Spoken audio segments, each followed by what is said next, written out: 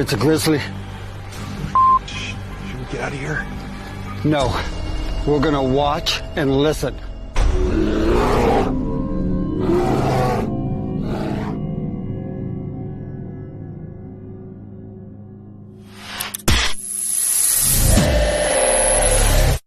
All right, welcome, ladies and gentlemen. Let's play some Hollywood Squares here. All right. Let's see, Luna. Hey, everybody. Oh, wow. Look at everybody in the chat. Woo. Yes. Hello there, Facebook user. Hello. Luna, welcome. I just got off from another show from across the pond. Yeah, I figured They're like, when's your next show? I'm like, now. So my dolls got mad. They broke my backdrop stand, so I had to throw holy water everywhere. I was late for their show. Oh, no. Thank God I had a backup. That's why it's all wrinkled. I didn't even have time to even straighten it out. They're like, what happened? And I'm like, you do not want to know. So how are you doing today? I'm doing good. Your dolls got mad. What did they get mad about? Or don't I you know? have no idea. No idea. Then my first show of the day, they messed with all my audio. I had to reboot the system 2 or 3 times.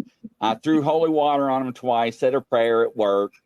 And it's just something else, I'm telling you. So it's been a heck of a day. I can tell you that much. So the UK people were not prepared for Grizzly. They were like,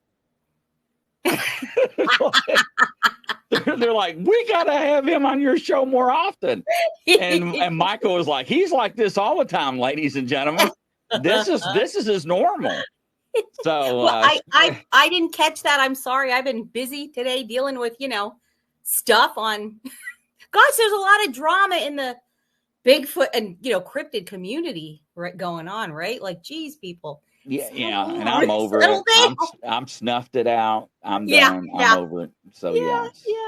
So you need to baptize those dolls. Trust me, I did baptize them today. So absolutely. Say hello to all right, Scarborough. You ready? He's right there. Give me thumbs up when you're ready. I'll bring you on. You're just hi, Crazy Witch. Hey, Crazy Witch. All right, ladies and gentlemen, Scarborough. Hi, all right, Chris. welcome to the show. Hi. Hi, how are you doing today? Fine. How are you? Nice to meet you. I talk about you all the time. Yeah, he does. I see you all the time. Thank you. Introduce yourself to everybody and what you are, who you are, and what you do and what you have done.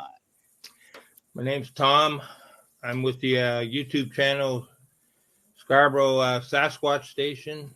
I research paranormal, cryptids, Bigfoot, sky anomalies, UFO, ghosts, you name it. If it's interesting, we'll do it. That's right. That's what I'm talking about. Hello, Norma. Welcome to the show. Hi, Norma. So I have been prepping everybody for you coming aboard and explaining to everybody the encounters that we have talked about over the year. Yeah. Because it is like so fascinating, not only the encounters, but the portal and the little right up in the tree. And right. Of course, the tree, yes. Yeah. So you know what? It is all about you today. I'll let you start wherever you want to start, and you take it from there. Okay, and you can talk about the men in black or whatever you want to call them.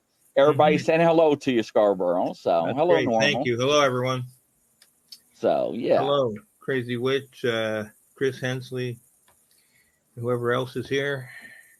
Grizzly On The Hunt in Phoenix. All right. We're gonna start. Okay, one sec. It was when I was young, about 7 years old. I was about 7 years old when all this activity started happening. Ghosts, and then the cryptids with the little people. But first I had the ghost experiences. But after that, sort of woke me up a bit more. You understand, like to sense things and see things. Right, and so for the little people story in the portals, we'll start here on. It was a Saturday morning. It was about 3 Saturday mornings in a row, right? Springtime, I think it was. I got to go out, like during the week, we were only allowed to hang out right outside the house, apartment, wherever we lived, right? We weren't allowed to venture more than 20 feet away. But Saturday mornings, because I guess family and all the kids, people are in the neighborhoods, we were allowed to venture a couple blocks up the street to the major street where there's a little variety store, and we, mosey on down there. So I usually went by myself, right?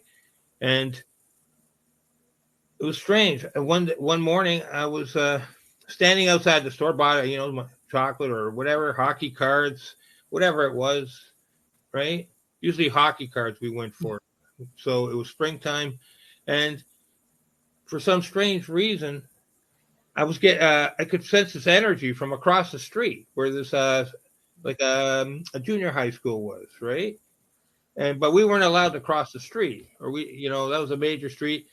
No one in the neighborhood could keep an eye on you. It wasn't safe. And the old man would give us an ass whooping big time if we caught us, right? Or Yeah, even, some friend or relative in the neighborhood seeing you, that was the same thing, it was all over, right? So, but I could sense the energy. So then the next Saturday, same thing, when I went back to the store, right? The energy was it was like a magnet just drawing me. I just couldn't resist. I was getting so curious. I said, I gotta go. I looked around, made sure no one who I knew could see me, and just snuck down the street and then crossed straight and really fast. And as soon as I got into that schoolyard, right, boom, there was a brick wall about 30, 40 feet away, 50 feet maybe, right? After I entered this little entranceway from off the main street, to my left, I guess I came in. So I was to my left. There was a brick wall, and it looked like old brick, just about 4 or 5 feet high, roughly about five. Let's see, it was about the same height I was, about 5 feet high, 4 or 5 feet high, something like that, 5 feet. But it was older brick, so it looked like at least 50, 75 years old, maybe even older, 100 years old or something, right? And like I got so when I entered the schoolyard there, I got drawn right to the brick wall, right? I looked around first time, but it was like a diagonal line. I went right for that brick wall, and I could sense energy flowing from all through that brick wall, right from one end to the other. So I started at the corner and just worked my way down slowly, right, to where the energy was the strongest, was in the middle, where there was the two wall. There was an older wall and a newer brick wall. That was about, I'd say, 30, 50 years old tops, right? And the other one was at least about 100 years old. It looked like to me. I was only a kid. I didn't, I didn't know too much about. I just estimated. All right, and the next thing. Yeah, when I got to the middle, I sensed a big energy surplus there. I kept going, right? And the energy started to wane as I went further away, right? It wasn't very strong, just like as the same as the other corner, right? Where I started. So I worked my way back to the middle, the junction of the two brick walls, were once a property line separating two property lines, I would guess, right? There was, I think, something on the other side of the brick wall property and that. So I'm not sure if there was also like a steel fence now, like behind the brick walls. I'm not positive. I can't remember that. Okay, but I remember the brick walls. I think there was some kind of, a smaller metal fence behind the brick walls. Mm-hmm. One climb over probably. Right. Like Mm-hmm. I'm pretty sure there was like 4 or 5. I have a question. So was the school like an active? I mean, kids. Yeah. It was an active. Okay. All right. Okay. Thank you. Right. Yeah. Right. Okay. Right. So Saturday we'd go there. It was a big, a big playground or whatever. So you could put. And I had a friend there. I knew it from the neighborhood who was there. So I went and hung out with him sometimes, just to be safe, right? Gotcha. And then hang out, and all right. So I went back to the junction where the energy was, and I could see was about a 3 foot in diameter circumference of a circle, right? 3 feet, lightly colored, like faded black. it looked like a portal or something. I wasn't sure at first, but then somehow I got a telepathic message saying me, it's a portal, right? My higher power, guardian angel, I don't know. Somebody sent me a telepathic message and confirmed. But once I said this looks like a portal, I don't know how I got the info. It just came to me, right? If I watched the show or not, I don't know. I was pretty young. We only had a few channels, but possible, I don't know. But I got a message out, like as soon as I confirmed, like I said to myself, this looks like a portal. I got a telepathic message sent to me saying, yes, it's a portal, and that was it. Nothing more after that, right? So I'm checking it, and so I knew better than to stick my fingers in or anything, but it wasn't active. I got a stick, right, and touched it, and it wouldn't go, it wasn't active. So I could tell that, it wasn't active. So I left it. I came back again the next week, same thing. I went through the same routine, right? Checked it out. It wasn't active, right? The color was still faded, matte black, sort of, a faded black color, right? That you could faintly see, right? It didn't, if you didn't look, if you took a quick glance, you wouldn't really see that, right? You understand that part? Mm-hmm. You had to really sort of stare, and then the color would come through, right? Mm-hmm. That the outline was all black. Okay. Right. So the third time, the intensity was so strong. Like I said, when I got to the corner of the store where the store was, and then it's like it was like a mag. I mean, like I was being drawn to it. So really, really strong sensation that day. I said, "Wow!" Before it was like 2-3 times the strength of what I was experiencing previously on those Saturdays, right? The intensity of being drawn to this sort of like a way line of energy running, down. And so as soon as I got into that school courtyard, it's like, boom. It's like drawn, I'm being pulled towards this energy. It was a weird sensation. And I always started for some strength. I never went straight to the portal, right? I always started at the far corner, right? As soon as I come in, because I didn't want to give it away like there was something going on there or something, right? So I would always go right to the corner and work my way down casually, looking around, making sure nobody's watching me. You understand that part, right? Mm-hmm. Okay. Mm-hmm. So, I'm also, I'm curious, but at the same time cautious, making sure I don't get caught or somebody notices, right? For some reason, I like, because I don't see anyone else doing it. So I know this is something different, Mm-hmm. I know the other kids aren't doing this. So I know to be cautious and be careful. Mm-hmm. So I followed it down. And so this time, the color was more intense, more not quite glossy, but more like like you could actually see the black this time, right? Okay. It wasn't faded, and that was it wasn't glowing or anything like that. It was just like the color was like your shirt, Grizzly, that kind of color, but not quite. Like you could see that before it was just faded, but now it's more intense if you look closely. And I was surprised that other people weren't noticing that because it really was standing out. So, okay, so this time I knew when I went over there that it was active, the portal. I got a stick and a small stick, and this time and stuck it in, and it went right through the brick wall, right? Wow. Okay, right. And I was like, wow, right, and pulled the stick back out. I knew better than to stick my fingers in there, okay. Right? I would not, I didn't want. I was worried someone might grab my hand and pull me in, right? Mm-hmm. I actually had that thought.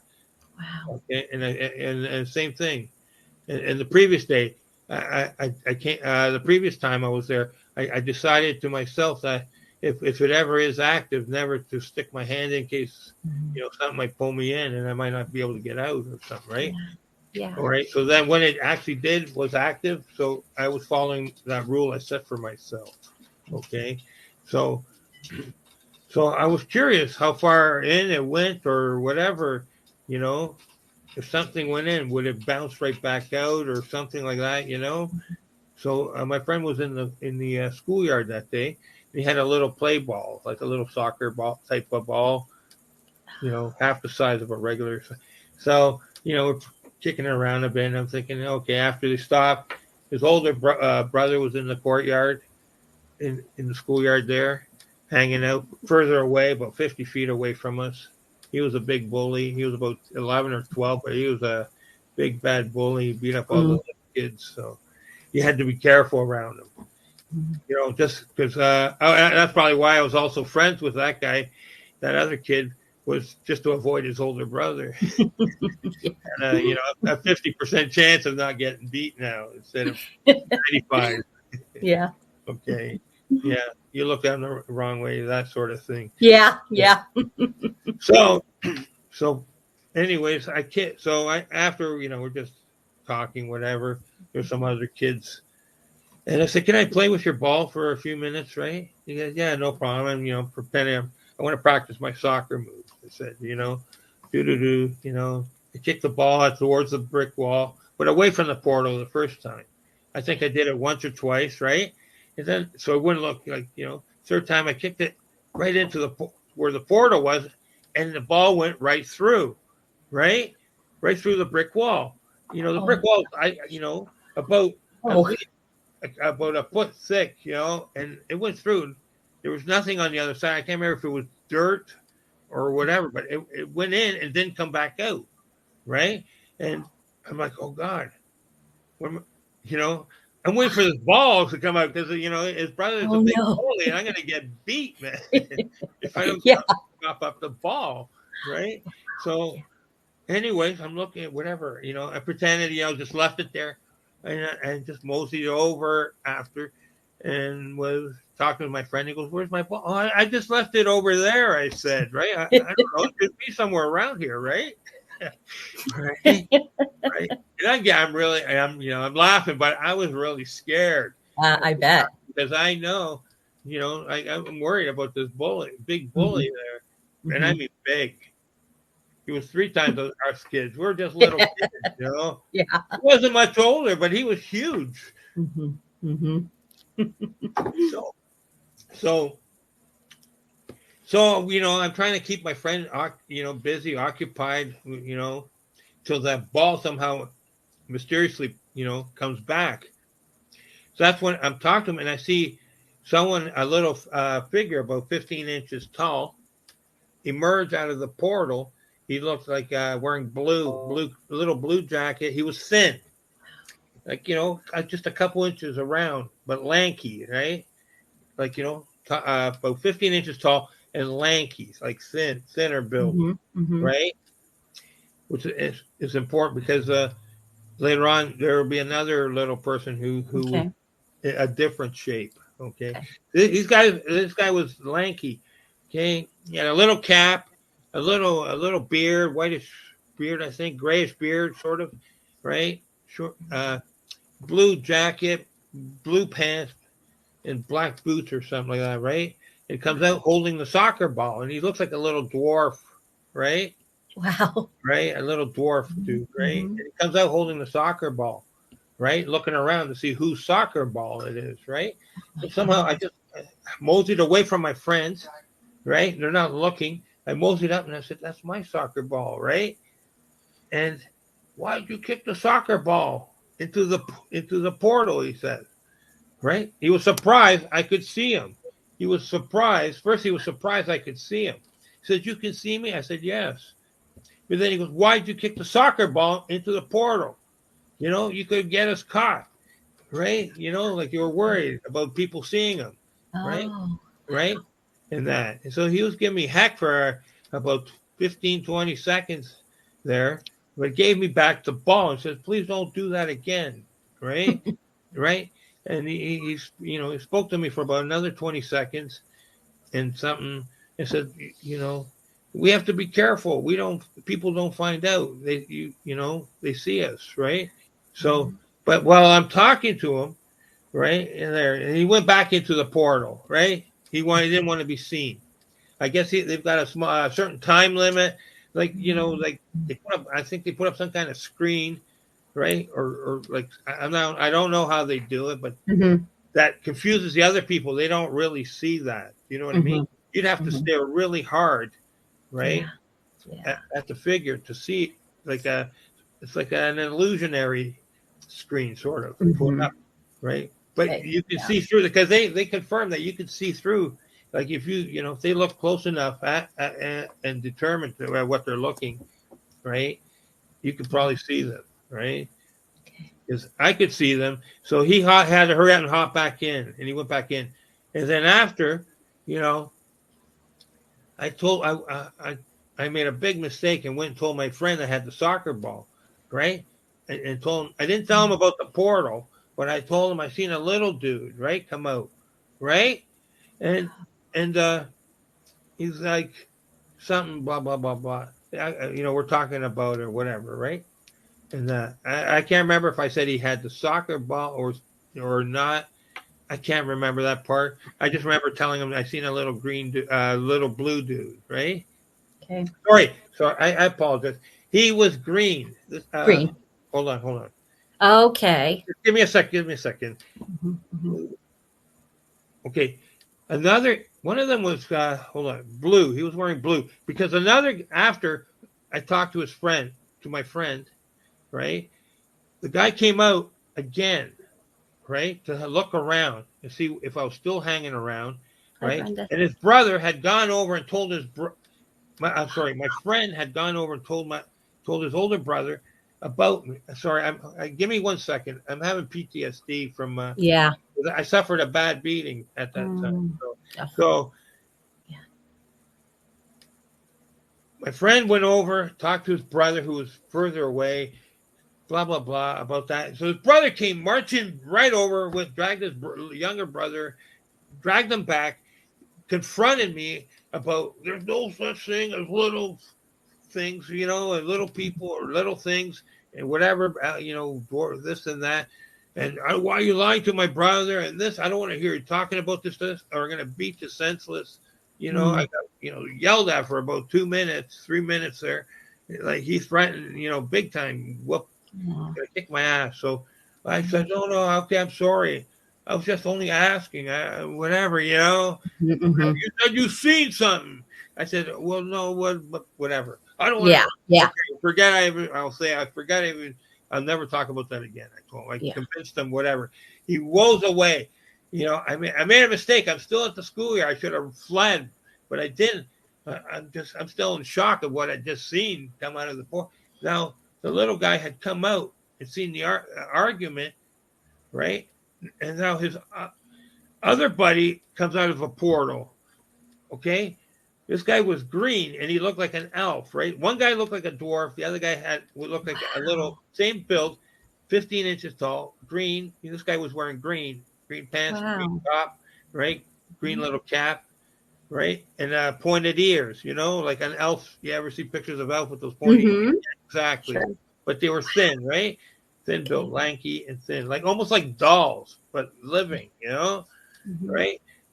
Like you see like those Ken dolls or something. They remind me, later on in life.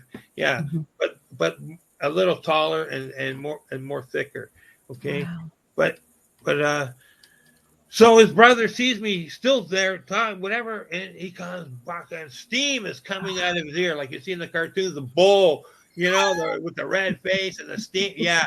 I said, oh my God, I'm going to get it, right? I don't have time to flee. He goes, barreling up, because I said, my mind, I'm going to make sure you never tell anyone, and proceeds to beat the crap. And I go to those guys, I'm going, help me, you dudes, help me. And we can't help you, they tell me. We can't risk getting caught, being seen, right? I said, oh, man. So I took my lumps and we had to go home. I never went back to the courtyard. It was. Wow. I would not risk going back again. Yeah. Right. And then even too, that was. Then when I got home later, because I got beat up, my dad, was upset, and he laid whooped my ass too because I lost a fight, you know. And so it was a double jeopardy there. Yeah. Oh. Right. All right. Yeah. Give me a second here, please. Yeah, sure. Right. Take your time. All right. 1 sec. I'll be right back. Okay. Give me 1 sec.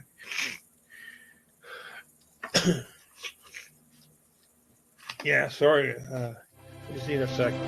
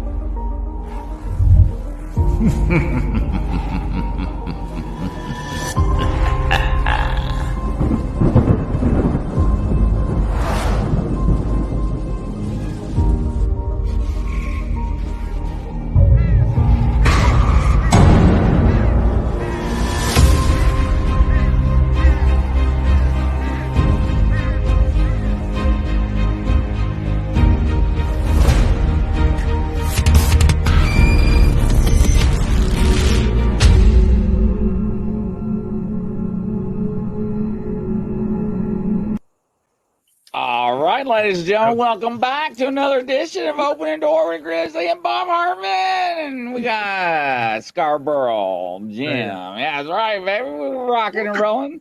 Thank you to Western Bigfoot Investigations and Paranormal LLC. Thank you, Don. I greatly appreciate it. Crazy Witch is like, wow. Man, they feel sorry for you for going through all that. Man, what a terrible thing for a little kid to have to deal with. Yes, it is. Wow. You know. Yeah. To tap off that experience like that, you know. Yeah. I'm all right now, but I never know how it's going to affect me. Yeah. I've only told it a few times the story in that live and that. So, did I get that? Oh, well, thank you. We're honored. Right, I mean, so, but that's a. But like I said, it's okay. Yeah, I never know how it's going to affect me. Sure. You know, but yeah. If you have any questions, Grizz or Barb, you know, there was I want to know what city did you live? What area were you living in? That was in downtown Toronto, a part of downtown Toronto. Okay. All right. And then Anthony Lewis had a question, but I can't recall. Let's see. I think he was referring to our logo on the back about the open door. Oh yeah, he was asking if there was was it a Bigfoot, a Sasquatch? In my picture? Here we go. Yes, in your picture. Yeah. Yes, it's real. Yeah. Anthony, I know. Anthony Lewis said, on your travels, your situation, have you ever been to a place that has a door at the end of a hallway? Have you ever seen something like that? Oh, a door at the end of a hallway? No, but I've always thought about that. I know what he's talking about, like in the movie there. What was that movie called? The one where the out of body experience, the little kid who goes through that door. Insidious. Insidious. Oh yeah, Insidious. Okay, yeah. Yes. That movie's too scary. It is. Okay, yeah. Oh, it was Crazy Witch actually that said on Scarborough's background, is that a Bigfoot in the top right corner? Yes. And he's still scary. Okay, cool. Wow. All right. Bigfoot and a dogman, I think, down below there. Okay. Oh wow, that's amazing. Right. Okay. So speaking of Dogman, ladies and gentlemen, you got to hear this. Now, I thought. No, wait a minute. I can't say I thought because I'm not. Yes, I am a man, I don't use pronouns, she nouns, he nouns, verbs, adjectives, whatever. I don't use that. Yeah. But wait till you hear this guy's story about his encounter with Dogman. Now, this will flip you out. Yeah. That was back in 97, the summer, June 97, in southern Ontario, down by the lake, on Lake Ontario, in a small town west of Toronto. I was staying there for the summer. I had gotten out of the hospital for ulcers and loss of blood and stuff like that, and also had problems, allergies and pollution, breathing, bronchial asthma, and it was a smog city back then. It was heavy, so I went to stay in a little town there because the air was fresher down there, coming in off the lake. It was fairly clean, So I was, and also trying to recuperate. I had 2 blood transfusions or whatever it was, something like that, and I tore my guts out, and tore my esophagus when I had vomited pretty violently there. So it was all building up, and it just all exploded at once one day, and boom. So I was lucky to be alive. I made it to the hospital.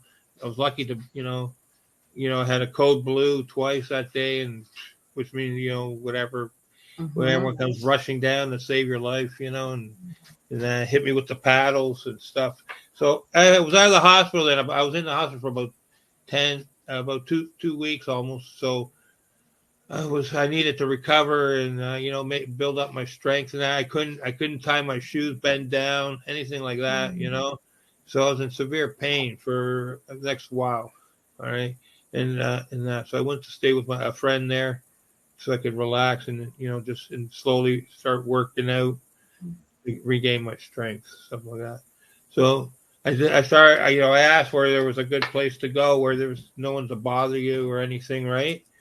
And they told me about this little parkette off the lake, which I had a mountain bike course. So I had a mountain bike, and I could barely ride this thing at first, but before that, we got in the car. She told me, let's get in the car. We're going to the big hardware store, right? Like a Lowe's or something like that, right?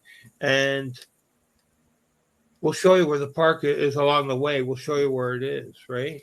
Okay. So we're going down the street. As we're going down, we're near the place. She tells me we're going to be there soon, right? Where the entrance is to this parkette. All of a sudden, I'm in the back seat. I just mind my own business. I start vibrating like crazy of energy, like intuition, like, oh wow, I'm like really vibrating, and I'm like, oh man, what am I in for? What's at this place, right there?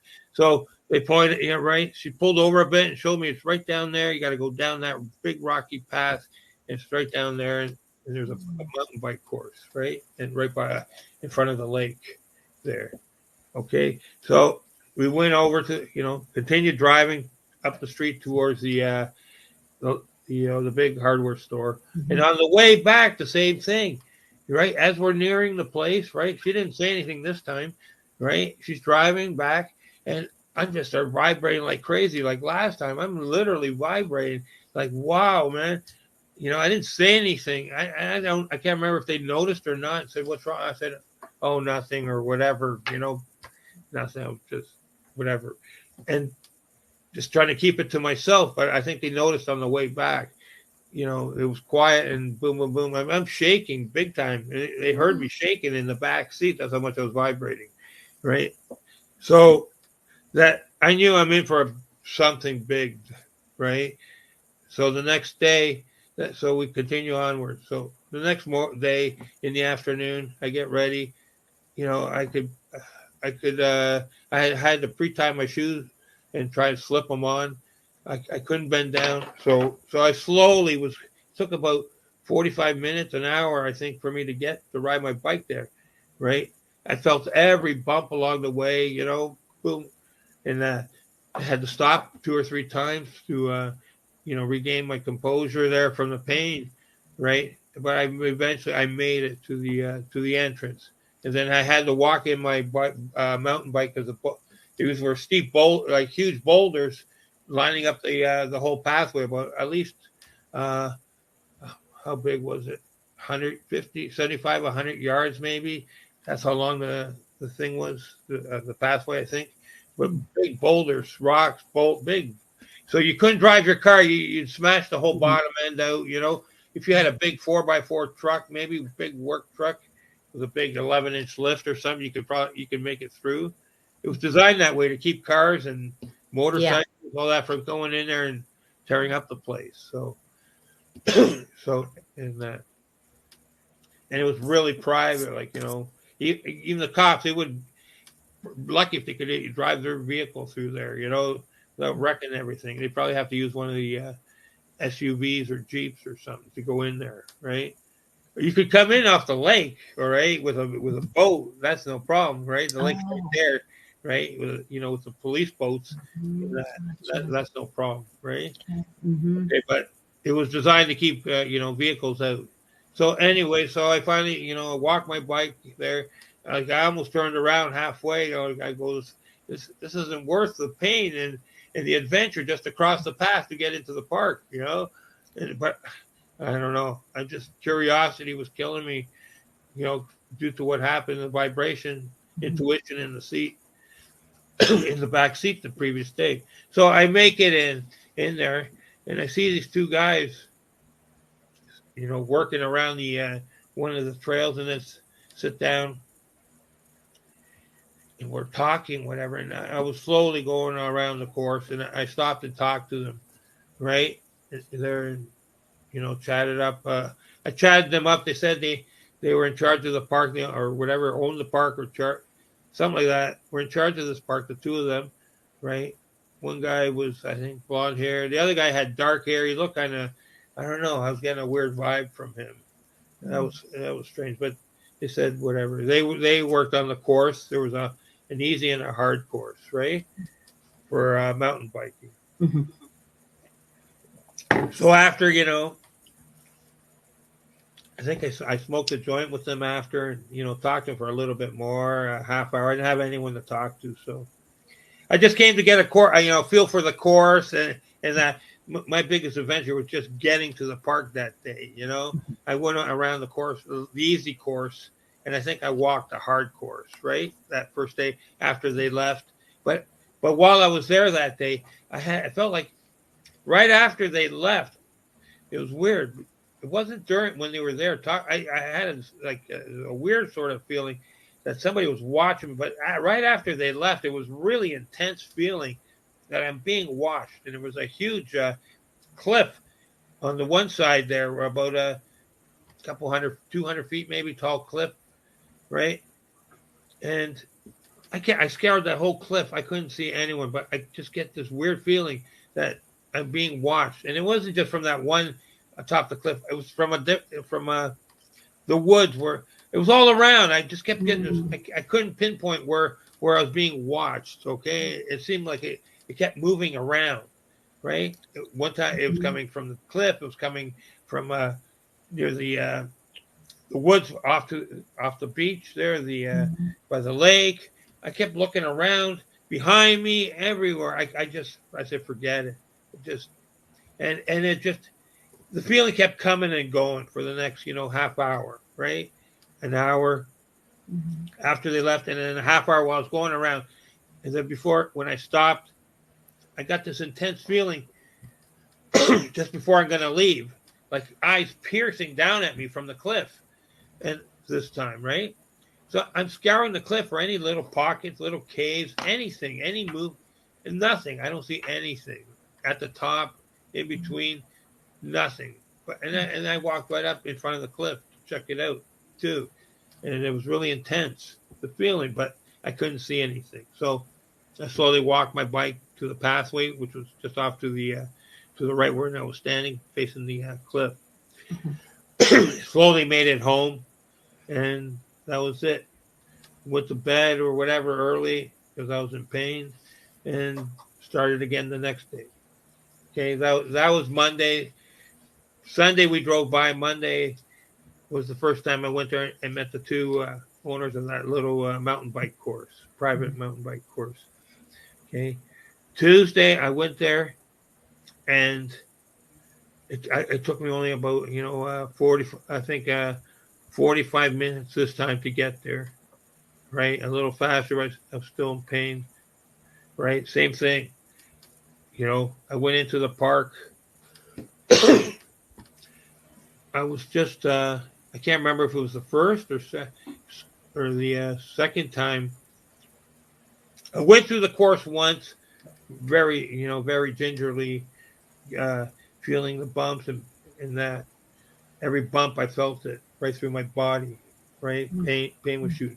But so I managed, held in the pain somehow, and finished both courses, the easy one and then the hard one. I just rode through it. I avoided any of the little trick, ramps and little jumps and that. I just followed the main path through, right, and came around. So this time, I don't know what I was thinking, but I said, well, let me try this little ramp here on the easy course, right? But unfortunately, I was almost through, and then my wheel went off. I wasn't paying attention. It dropped only about 3 or 4 inches onto the ground, but boom, that was enough to send me for about 6 inches. It dropped down off the ramp, the little wooden ramp, my front wheel, and I got bowled over in pain. I was bowled right over the crossbar, my mountain bike, making like wounded animal sounds, I guess, like I sound like a wounded rabbit or wounded something, making like, oh man, like I was like in tears, crying. All right, so now as I'm bowled over, right, the pain, that shot through my body, it lasted for about, a minute. I was like, I think I was in tears, crying for about 10 seconds, and I'm going, thank God no one can see me or hear me. I'm thinking, right? Well, I was wrong. Someone heard me crying, right, like a wounded animal. Oh no! Right? Someone heard me crying, right, and came running down the beachhead. Right, came running as well. This was happening. I heard like I was trying to tie my shoe. Now I had brought the sprocket, the left pedal up to the top position, so I could tie my shoe. I couldn't bend down, but I could manage. I needed to tie my shoe, so I did that. As I'm doing that, and still like trying to recoup my composure again, so I can continue. I just finished tying my shoe, and I see this person. I'm thinking it's a person, a vagrant at first, right? Running down the beachhead and then running towards me. And I look, and I'm in disbelief. I look again. I said, why does that thing have a wolf's head, right? Running towards me. It looked like it was a body of a human. At first, it looked like it was clothes, like ragged clothes or something, right? Mm-hmm. Right? And then I said, why is there a wolf head on top of that body, But I had also seen Sasquatch previous to this, at least twice, whatever. So I knew things existed, right? Okay. So I wasn't 100% like, what, boom, jump up and run and freak out or whatever, Yeah. Do handcarts or anything, No, I knew things existed, but also like, I'm in shock. Like, why is there a wolf head on that body, and it's running towards me, right? Yeah. And I had a fear of dogs when I was younger. So, but had gotten somewhat over that that fear, right? So what happened after was I jumped up, right? I knew I'd jump up and make myself big, start waving my arms and make a noise. It jumped up. I got an adrenaline shot. Never mind the pain. I'm going to get eaten here or something. I don't know what this thing is, right? Wow. You're thinking werewolf or wolfman or something, And I jumped up and I'm like, oh my gosh. I'm making noise. I'm waving all my arms like that, trying to make myself bigger. Well, it stunned it for a reason because he thought I was down and wounded, right? Or whatever. He didn't stop in his tracks, but all of a sudden he shuffled off to like a J turn, He shuffled off doing a J, like a J, like the letter J, maneuver, right? Off and veered off into the backwoods where the hard mountain bike trail was, right? Gosh.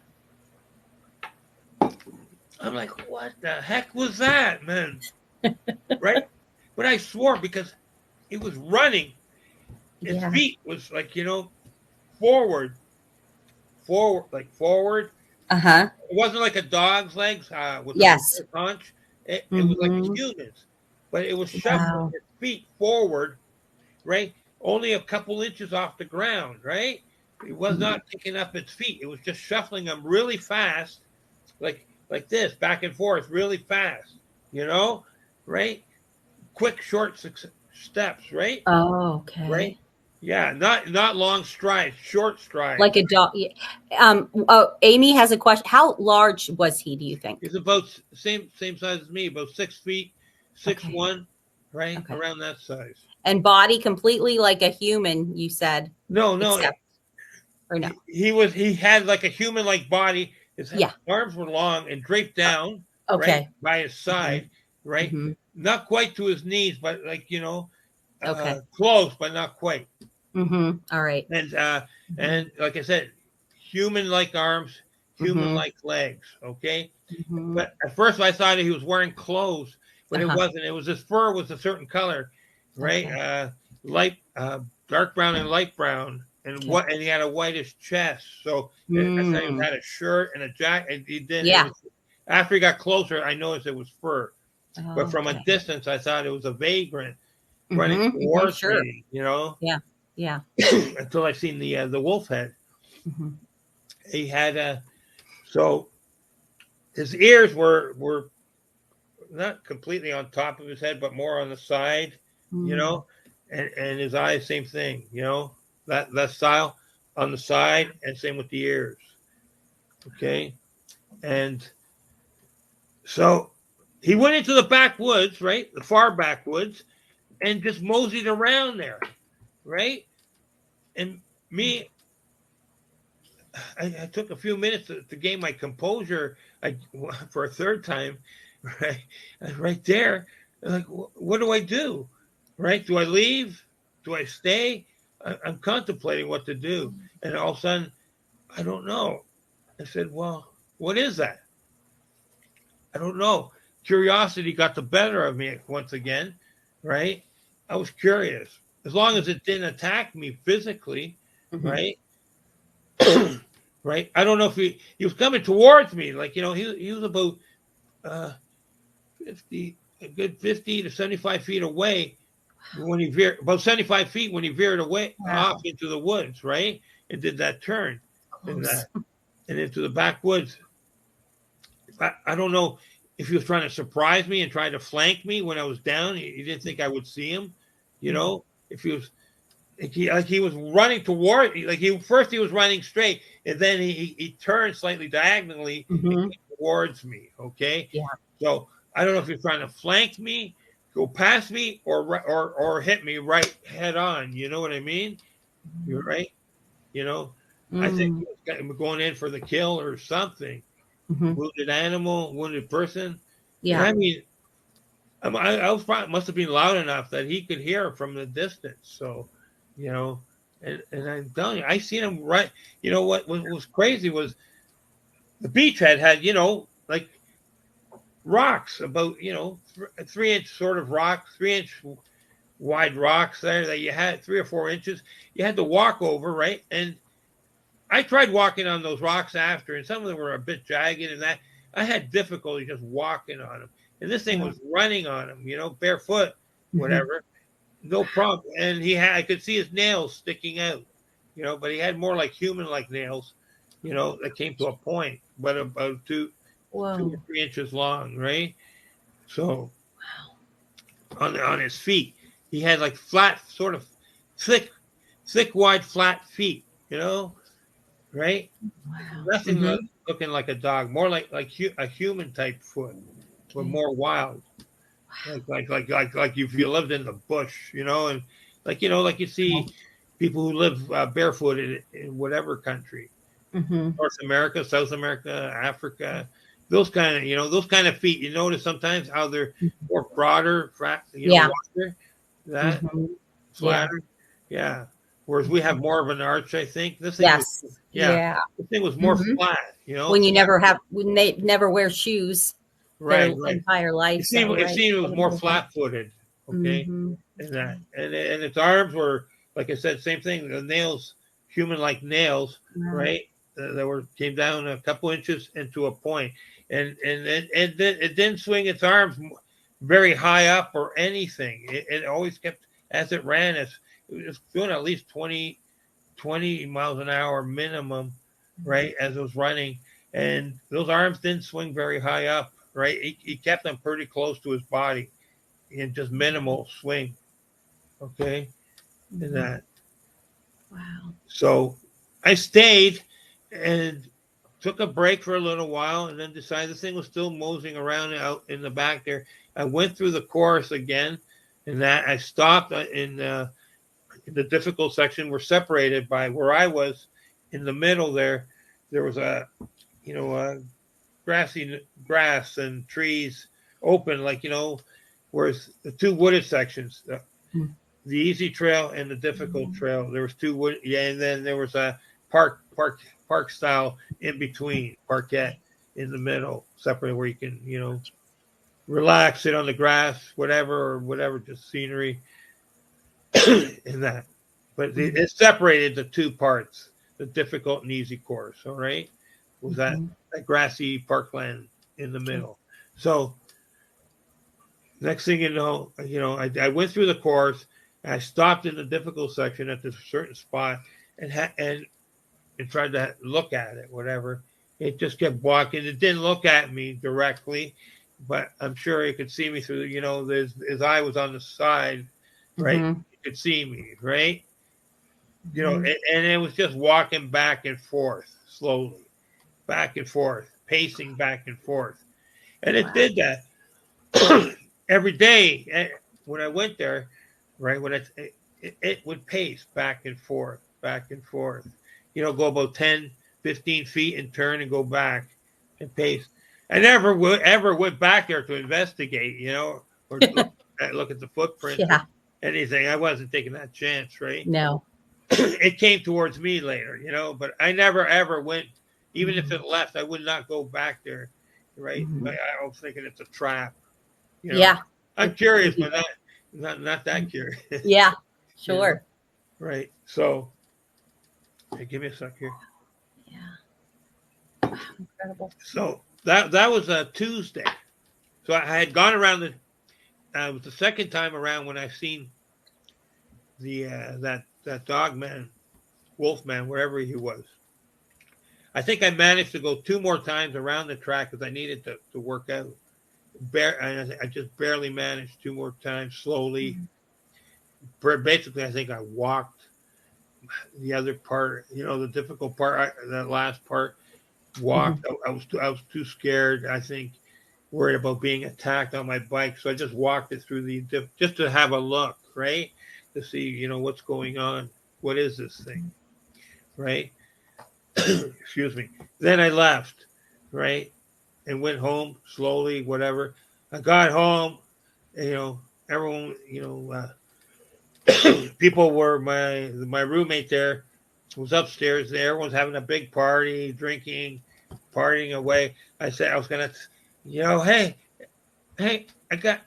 And I said, forget it. I'm not telling you nothing. I'm gonna get laughed at here, big time, right? Right? Forget it. Right? I'll wait till the morning. Right. I'll say, I'll tell you in the morning. I said, I'm too tired. I went and laid down, went to bed. Let them party away while I went, mellow out for a bit and then passed out.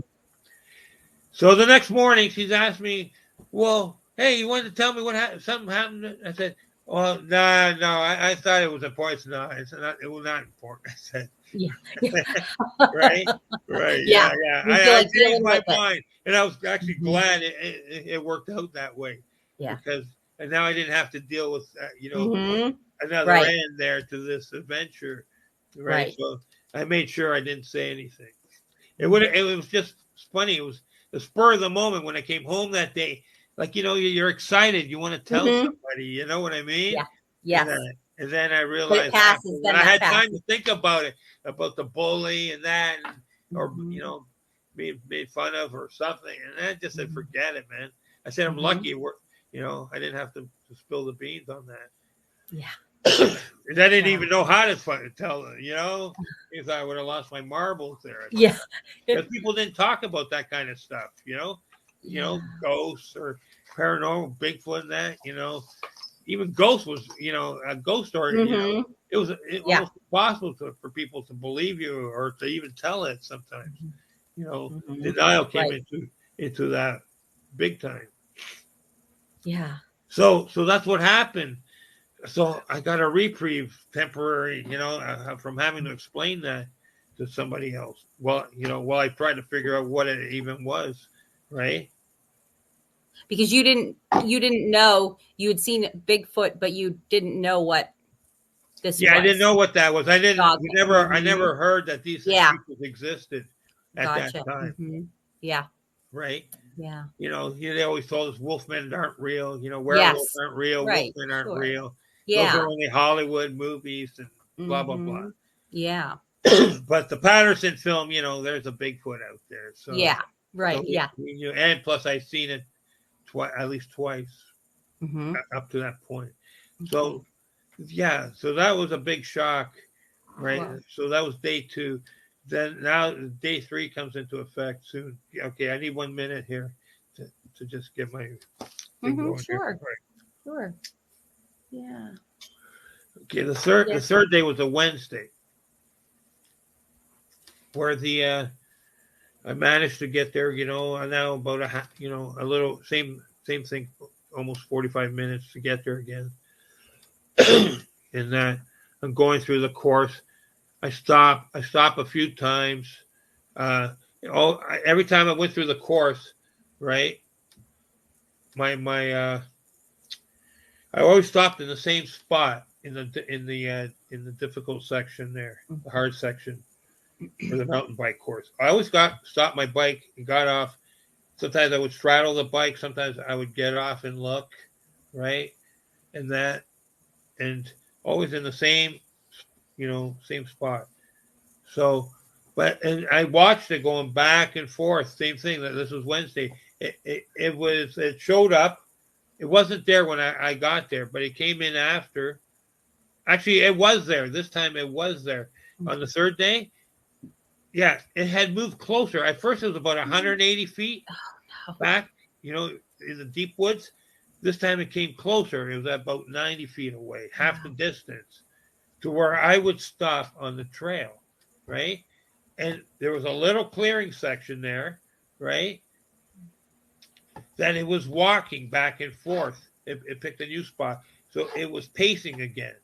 But this was a wider clearance,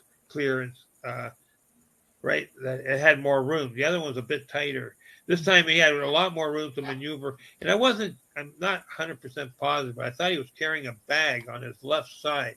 Some kind of bag, like a large paper bag or something, shopping bag, you know? That's what it looked like back then. You know, one of those big department store type of shopping bags, you know? You ever see one of those? Like the handles there, you know? Oh, like a paper bag, like a paper. Paper. Yeah. Oh, gotcha. Okay. Yeah. That's what it looked like to me, right? That it was carrying this on its right side as I'm walking by. I'm not sure if he had anything in that bag. Wow. I thought he was probably most likely holding it as a decoy, you know? So I can't notice. He's hiding detail or something, you know? Okay. I can't see that part. But you know, I see him, you know, going back and forth, and he would always, you know, the bag would be there, right? Wow. And then he'd disappear, go behind a tree or do something, right? But when he paced, he'd walk back and forth with this bag. It looked like he was holding a bag for a little bit there. I don't know what was in the bag, but he put the bag down after. I think on the other couple times, I made it around 4 times only, right? One day, 4 times around the course, right? It took me about 20 minutes at least to make a round of the course, all right? I'd be there for about 2 hours every day, right? So 20 minutes. I stopped there and would take about a 2-minute break and check him out, looking, and he was also checking me out, right? Pretending he wasn't, but he was, looking at me with his eyes a certain way there, casually. He never turned his head and looked directly at me as he was hanging out there. He always pretended he wasn't interested in me, but he could still see me with his eye, the way his eyes were shaped. Okay, he always played aloof that he wasn't interested. Right? But all right, so nothing much happened. I said too, and during that day too, every time I was out in the easy section, I always felt like there was eyes on me from atop the cliff somewhere, either on the cliff or atop the cliff behind me there, watching me. So I felt like, I had to contend with the creature in the woods there, and also really heavy intuition that somebody's watching me from atop the cliff. But I could never ever see anything up there, right? Never noticed anything. You never heard any noise either, any strange? No, not up top the cliff there. No. Yeah, gotcha. Right? No. But that creature was actually making a little bit of noise as he traveled back and forth, pacing. And at a certain time, he was pacing really hard, back and forth, fast, like almost like a nervous pace. Okay. Yeah, I noticed that on one or two of the passes through, that he was really like digging in there and pacing. Wow. Yeah, it was amazing to see this, right? And like that must be nuts going back. Yeah. Right? I to this day I still don't know what possessed me to keep going and doing it, not once, twice, but 4 times around, right, for 2 hours there. I don't know. I had a strong curiosity drive, I guess. Right? Yeah. So What you said he was making noises? A little bit of noise, Like what kind of? Little bits of grunting and then no growling. He didn't growl. Like exerting himself. Right? Yeah, like a little grunting type noises. And also as he's walking, like the movement you can hear is that as he's pacing back, you can actually hear his footfalls. Okay. As he's walking, because there. Wow. So that was Wednesday. So I managed to get out of there. I think actually he left, or the creature actually left before I did. He actually left and went back up the beachhead to wherever he was going. Right. So I stayed for another half hour after it had left, and just I let my body relax a bit, and that I was just curious to see if he would come back, right? And then finally I said, I gotta go, right? And no, he didn't come back that day. So then I left, like I said, about a half an hour after him. It was about 5. It had to be around 5:30. It was getting on. I had to get home, and that whatever dinner time or whatever it was getting whatever. I had to go, and that. So all right. Okay, give me a second here. This is the next day is the final day, Thursday, of the encounters. All right. 1 minute, please. Yeah, sure. Take your time. I'm just checking to see if there's any questions. I think we answered the questions. Hold on. If you have any questions, right now. Yeah. Because just to clarify, Amy had said this was, and I want to make sure that this was in Canada, and you said it was off of Lake Ontario, right? Yes. Yeah. And it was an area that you were, to recuperate? Yeah, between Toronto and Hamilton. Okay. If anyone's curious, if somewhere in the middle, somewhere, there. Okay. All right. Between Toronto and Hamilton, right on Lake Ontario there, the beachhead there. Yeah, that's a beautiful area. That's all I can tell them. Yeah. Oh no, that's fine. Yeah. But that's. I think they just wanted to clarify that. Okay. All right. All right. Now it was all right. Sunday, when we drove by Monday, the first day, I met the owners of the place and checked out the course. Tuesday, the first day of the encounter. Right. Wednesday, second time encountering the creature, right? And today will be Thursday, right? That'll be today, Okay. the final day of the encounter. Okay. Okay. So Sunday, Monday, Tuesday, Wednesday, and Thursday, 5 days, 5 days. This adventure took. Okay. All right. All right. So I get there this time. I'm feeling a bit better when I wake up, and that not as much pain, but but I'm still in pain. Mm-hmm. So, but it only took me half an hour to get there that day. I'm like, I'm starting to get better as every day progresses, working out and all that, right? Mm-hmm. My insides are starting to feel better and all that. Mm-hmm. So, okay, so I get there, I'm looking around, and this time the creature's already there. Okay. Oh. Right. Yeah. He's Oh my already gosh. there waiting for me. That gives me chills when you said, "Oh my gosh!" Oh. He's already there now waiting for Oh. me. This is Thursday, right? Oh my Yeah. gosh. Afternoon, right? He's already waiting there for me. And like I seen him like from the vantage point of the when you're in the easy course, I could look over and look right into where he was hanging out from all the different from 180 to 90, and now he was only about 30 feet away, right? 30 feet, looking up over a bush, like standing up, right? But when I approached him, after like I seen him in the easy section, wondering where he was, I scoured, and I knew sort of to draw a straight line, because every time he traveled in a straight front, went from the 90 down to from the 180 down to the 90, and now he's down to 30. Okay, about 30 feet away off the trail, and it was every time it was in a straight line, right? And then so I noticed this. That's when I noticed, like when I stopped my bike that day for the first time in the difficult section where the creature was, and he was only about 30 feet away. At first, before I got there, he was standing up, and now he had crouched down a bit to hide himself a bit, right? Before I approached him, right? On the trail. And when I stopped, I looked down, and for the first time, I really noticed all my footprints. Every time I stopped in this same spot there to have a boo at this creature, I noticed all my footprints from the different days, right? From Tuesday and Wednesday. And I noticed, like you could tell the different days, right? Because from, how dry your tracks were there. Okay. And then I noticed that I always stopped. So that confirmed that I always stopped in the same spot. All my tracks were right there. I looked, there was nothing else. And then I realized he was making a beeline for me, right?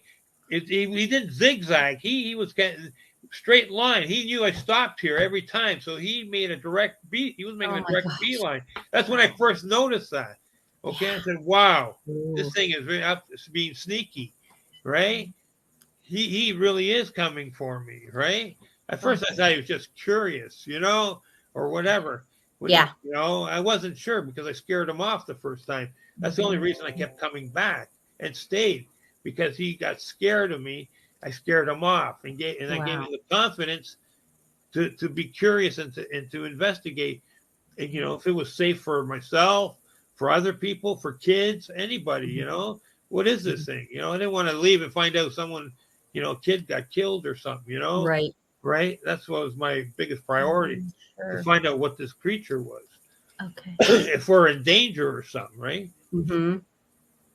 Right. So what happened was, like I said, I noticed that he's making a direct beeline for me. So when I stopped my bike and looked down at all the prints, and then looked, and so he's partially crouched down, right? I could see his face now, the details, his ears, his face, his eyes. His eyes were like a deep green color, right? Right, and only a yellow tinge in the upper corner, right? Wow. And that a slight tinge yellow in the bottom, but a really deep yellow tinge in the upper corner, right? Past the green pupil, right? Mm-hmm. Like that. And this is daytime. This is in the daytime, okay?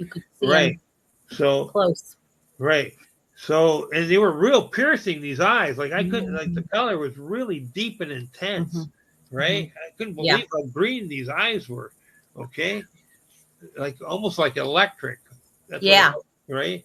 So now, right, I'm noticing all this, right?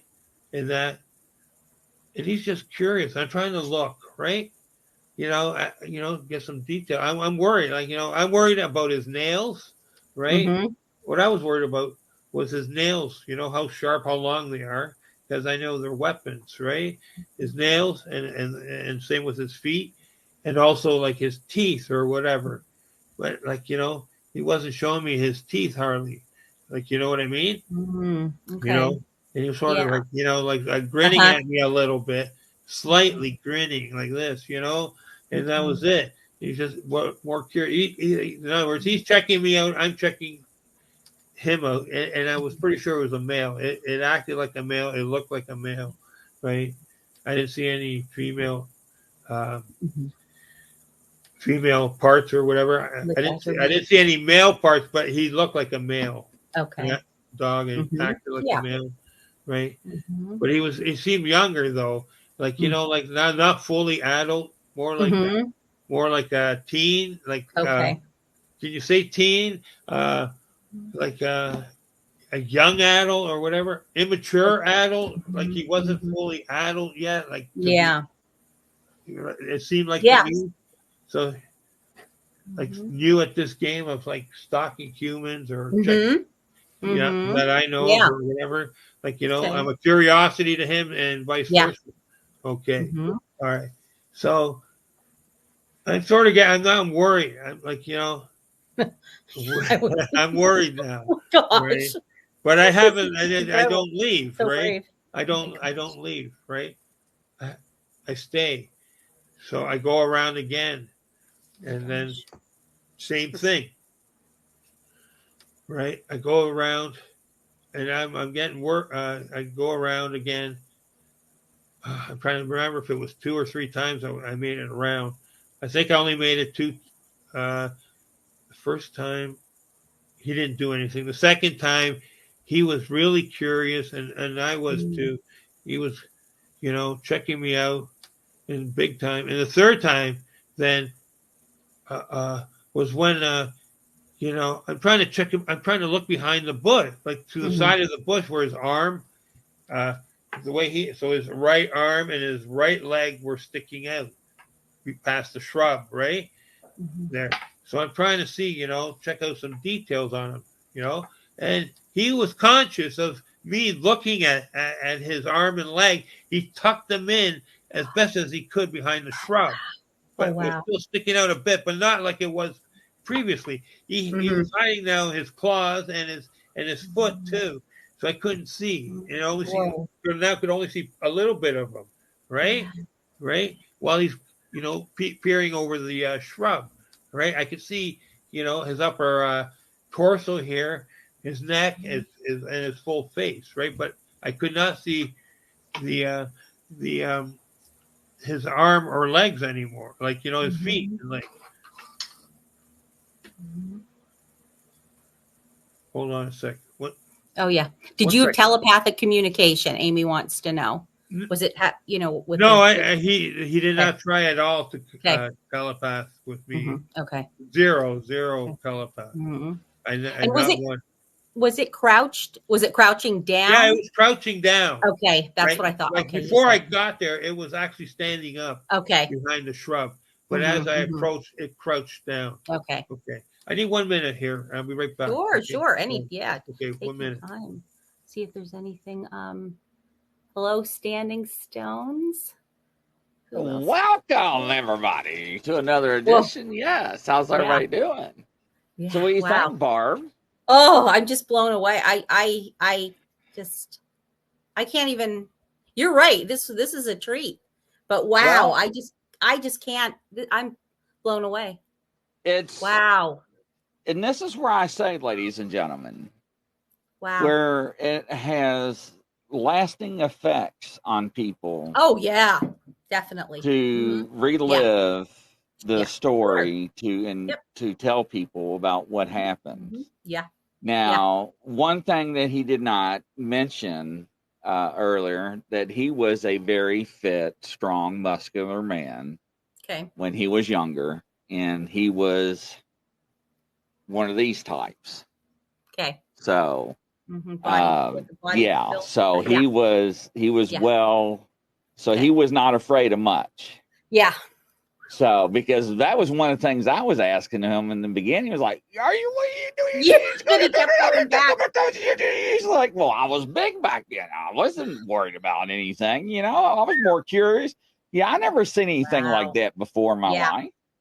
And, you know, because but this is where you see people have problems reliving their encounters, and people don't see this part. When people tell their stories, and it's really hard because they don't want to relive it. And I'm fortunate enough that hello Standing Stones, want to come on the show and take the opportunity to do so. Because he could have said no. He hesitated. I can tell you that much. Yeah. So, but it's brave of him to do it, knowing that he's going to, go through it all over again. It's obviously very emotional. Yes. Experience. And Barb, what is your Facebook page? It is No Drama, Bigfoot, and Cryptids. And I want to rephrase, no drama. Yeah. Thank you, ladies and gentlemen.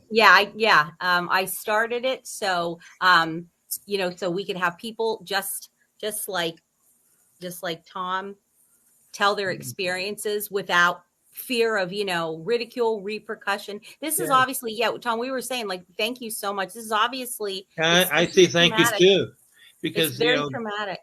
Grizzly's given me the confidence to come on and talk about these encounters, and second or third time, some of them, I suffered the other year PTSD. I was built in for 20 years. I know when to tell, and then all of a sudden it hit me. And when I started, trying to talk about it. I told people it's hard. Yeah, people don't realize it. Right? It took me a good year to get over that part. The majority of it.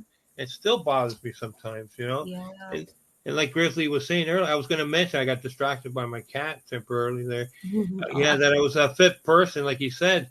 Worked out muscles and all that. So I wanted to get back in shape. Sure. So that drove the agenda overall, And like I said, I wanted to go to a quiet park. I'm a grown man. I don't want to see anyone see me crying there, trying to get in shape. Because like I said, I went through real tearful, painful, bumps, and every bump I was feeling it. Ripped me apart in my guts, and that. And sometimes, I had to gain my composure even on the street as I was riding my mountain bike there the first couple of days. Wow. I hit a bump or whatever it was, a little pothole or something, and it did.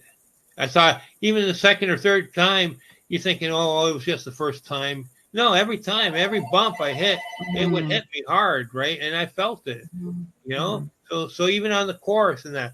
But I was determined, though. Like, I had a drive to try and get back in shape. That drove, that was the overall drive, right? Yeah. And I didn't want to, have to leave because of some creature too, Like, God said, we have dominion over these creatures. Yes. So yes. So we're supposed to be here, not it, Yeah. But at the same time, I believed in live and let live. If it wasn't going to do me any harm, I wasn't. Well, sure. You can do whatever, and not as long as you don't, attack me or anyone else. Because I didn't know what it was. I know it was some kind of, I didn't know if the government was involved. That crossed my mind.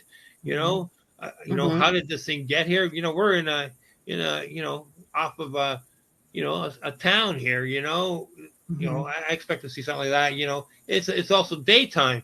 3 in the afternoon, right? It's not, it's not midnight or 3 in the morning. Yeah. It's 3 in the afternoon. Okay. right? I expect to see this, like, maybe in some deeper woods, off the highway or something, but not off the edge of a town, Yeah. right?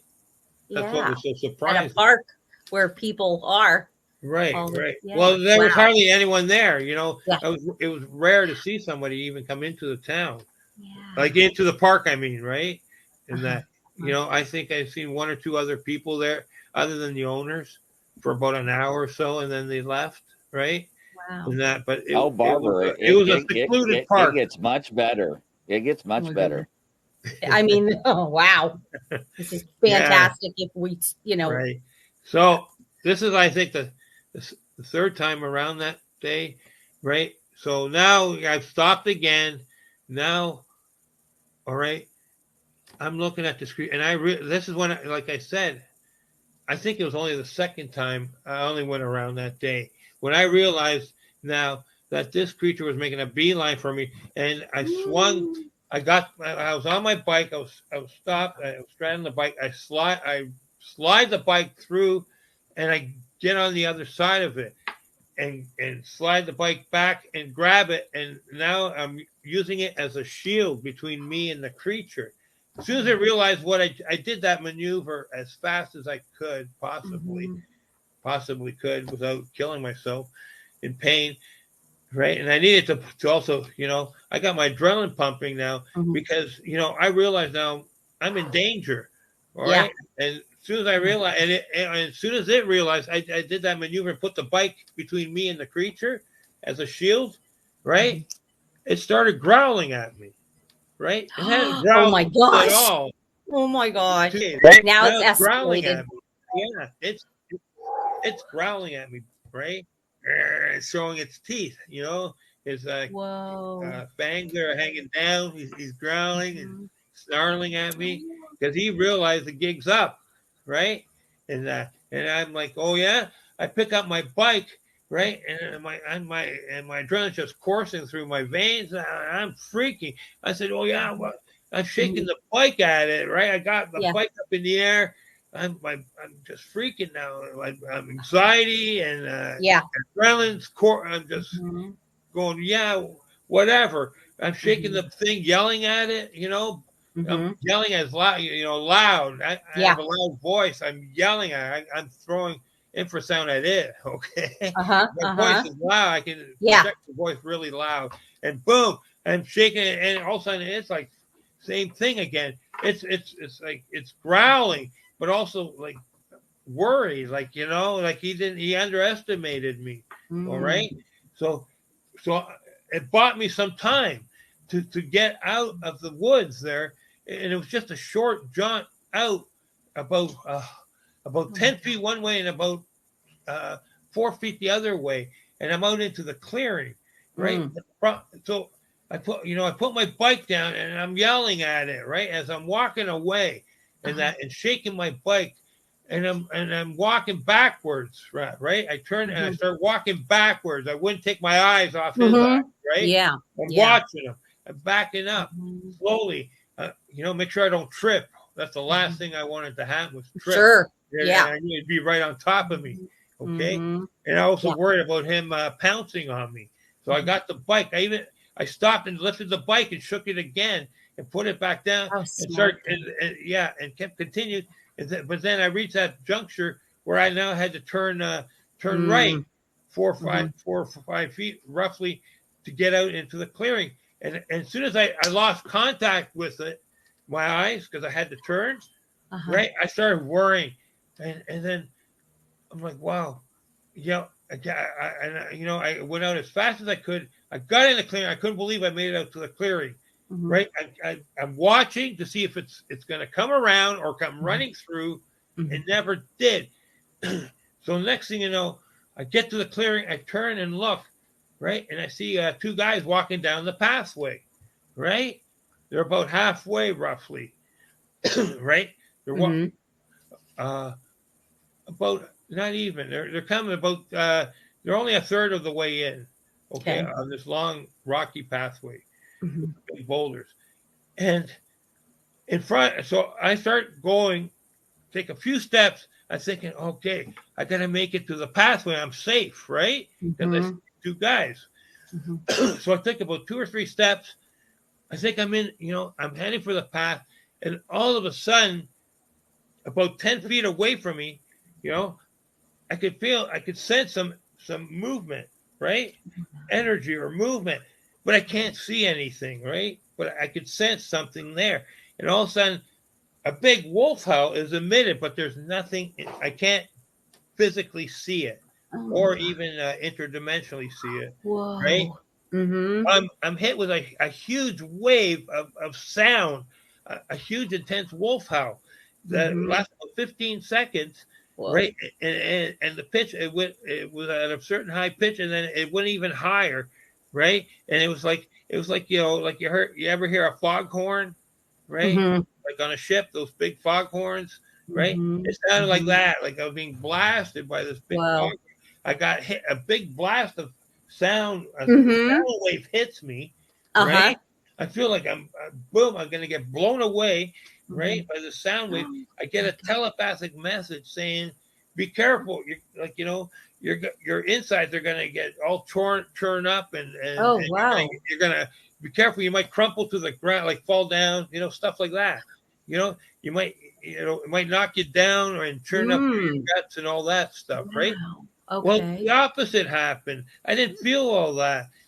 I felt the intensity and all that, but right, and that didn't happen to me. I didn't fall down.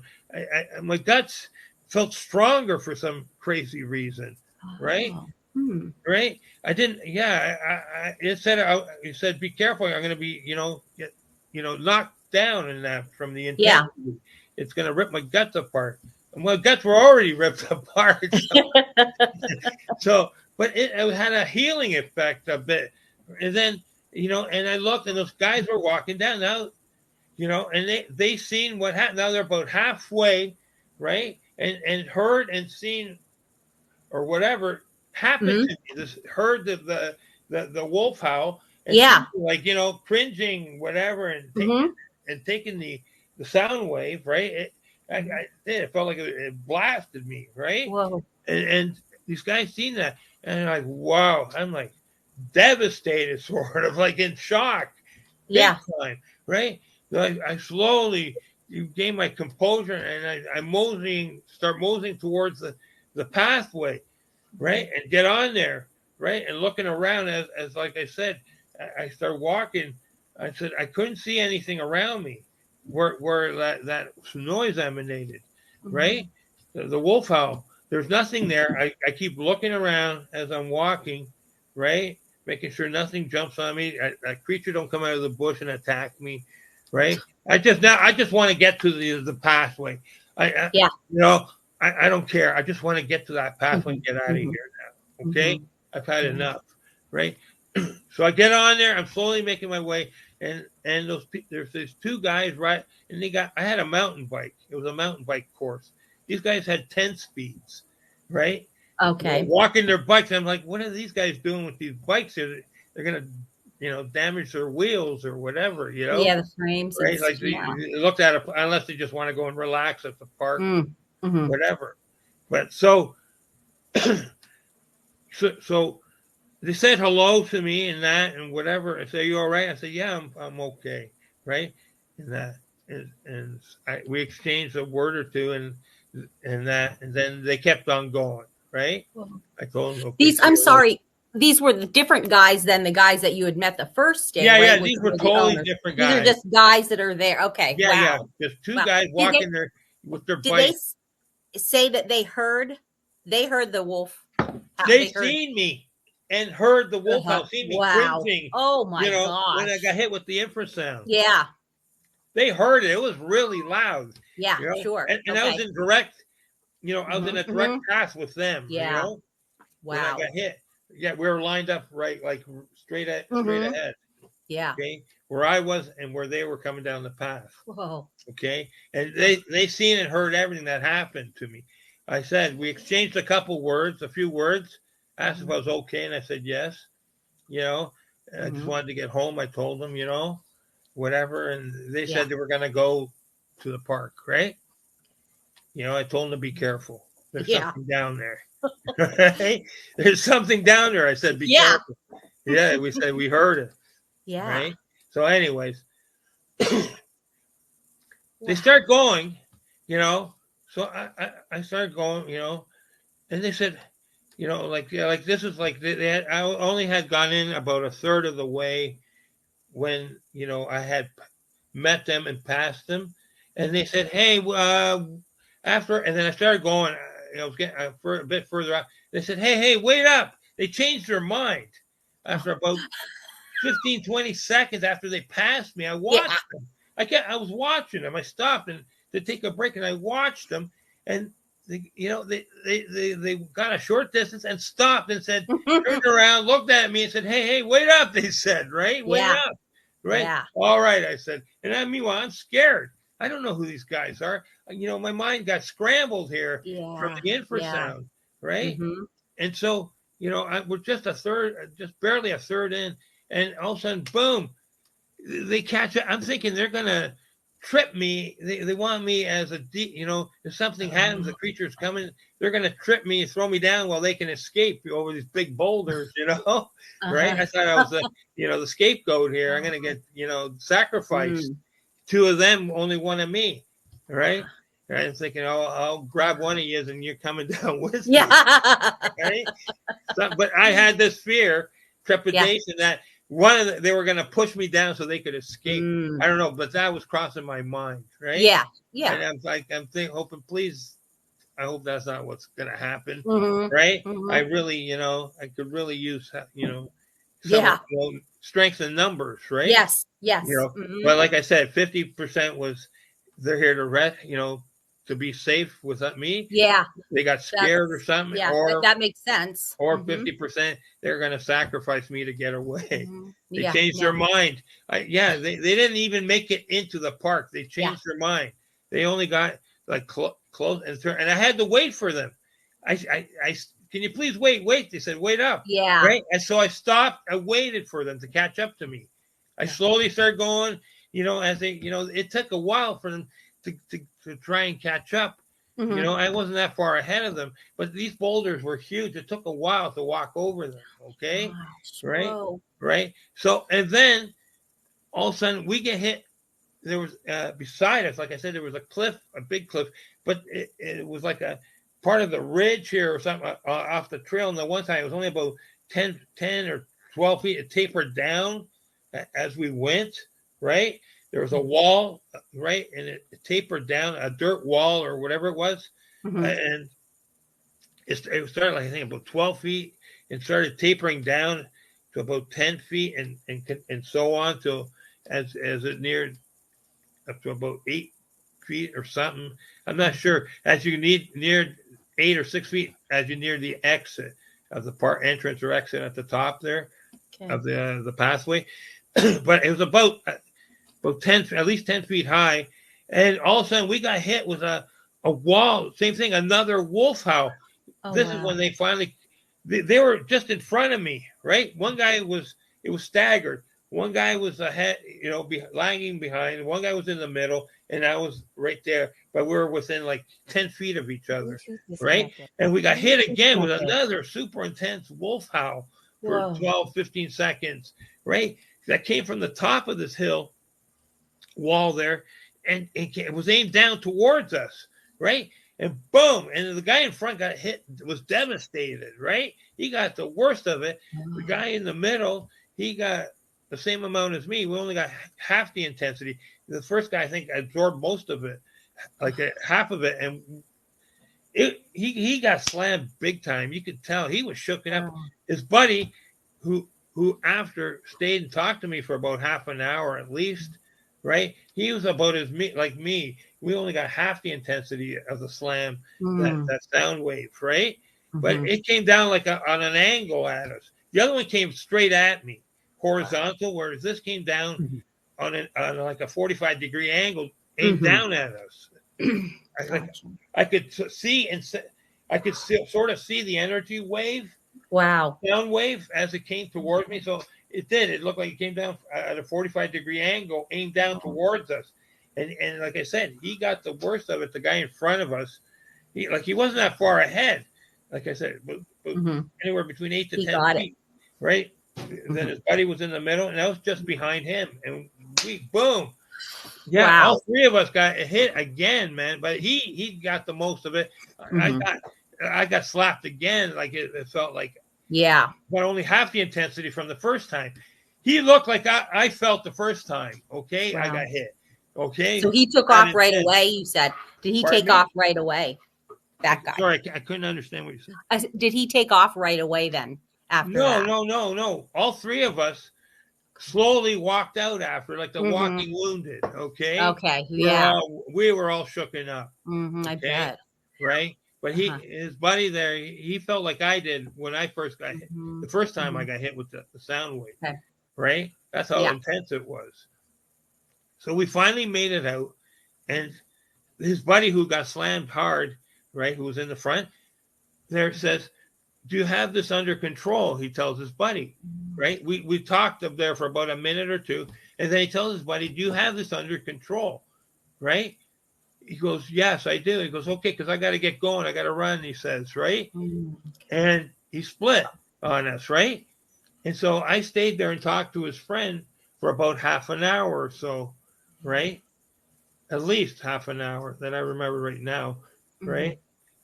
And that about whatever. We looked down.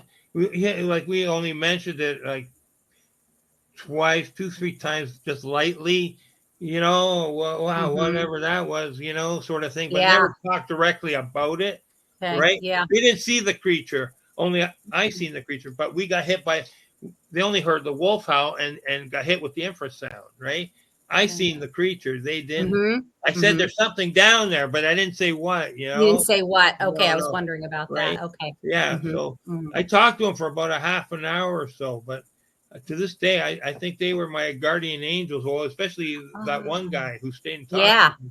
And he kept. We were only about 10, 12 feet away from about.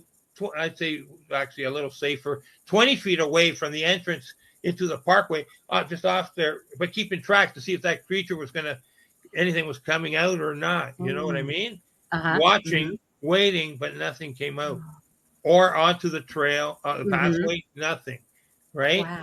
And that, but he talked to me for a while and that, right? Made sure I was okay. He asked me a few times if I was all right. And that about 5-6 times, over a half an hour and that.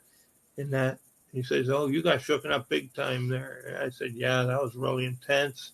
And that, but at the time, I don't know. I could, like I said, I was scrambled big time. My mind was scrambled. My guts were like someone plugged me into the Energizer Bunny. And I was like vibrating, and that, and like I couldn't, like. My senses were off, so I couldn't tell if he was, someone. I knew he was someone special, but I couldn't pinpoint anything more than that because everything was scrambling. Yes, yeah, I was shocked for a couple of days after that, right? In that to come down from the energized feeling. Okay, yeah. Right?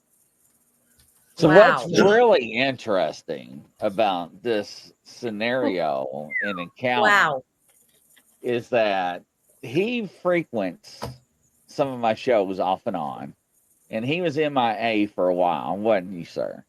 Yeah. You were missing for a while. Yeah, I was. And he came on one of my shows, and he didn't say anything. He was in the audience, and he came on Kelly Joe's show, one of my psychics. That we all know. Yeah.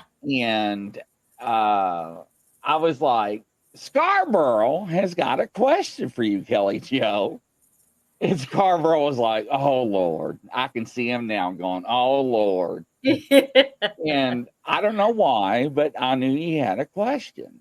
And I said, Scarborough, I'm going to send you the link. He's like, give me a minute.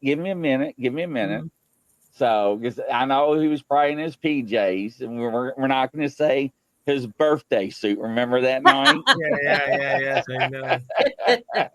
For my birthday there, I know. Yes, I never forget that night. But anyways, So I knew that he had a question for Kelly. And so he got on. And question, do you remember what you asked Kelly? I don't remember now. I do. Okay, go ahead. So he asked Kelly, he said, Kelly, I had an incident with a creature, and I ran into two men on the way out. I want to know what those two men were. Oh. You remember what she told you? Yeah. I thought that's what the question was, but I wasn't. Yes. Oh.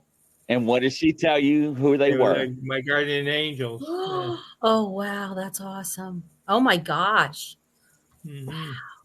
That's why that one guy told him, you got this under control?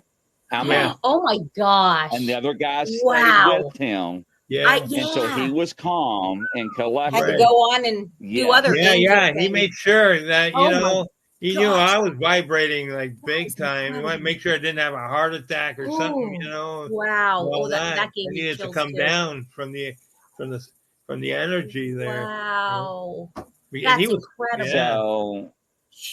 So I did not know what he was going to ask. I just knew that he had something on his heart that he wanted to ask a question to Kelly. I didn't know what it was. I had no idea. It was not rehearsed. I just no. I just felt his That vibes. is just incredible. And hello, FDL Paranormal. I'm still wound up and ready and cranked and ready to go still. But yeah, and when he asked Kelly Joe that, but that was oh wow, you just saw his face. His eyes just got like saucers because it all made sense to him. That's because right. I think if those two guys wasn't there, he'd have got eaten. Oh, he would have been a statistic. Oh my gosh. Yep. Oh yeah. It would have been. Wow. It would have been ugly, man. Oh. Yep. That's what I said. Well, and and then like you being taking the full hit of the infrasound, the first time, and then like the second time the he absorbed the most. Yeah, that could have right. been. They could have went, and left me, and I would have got hit big time and subdued. Yeah, if you were there by yourself. They stopped and were coming back when we all got hit. Right? Wow.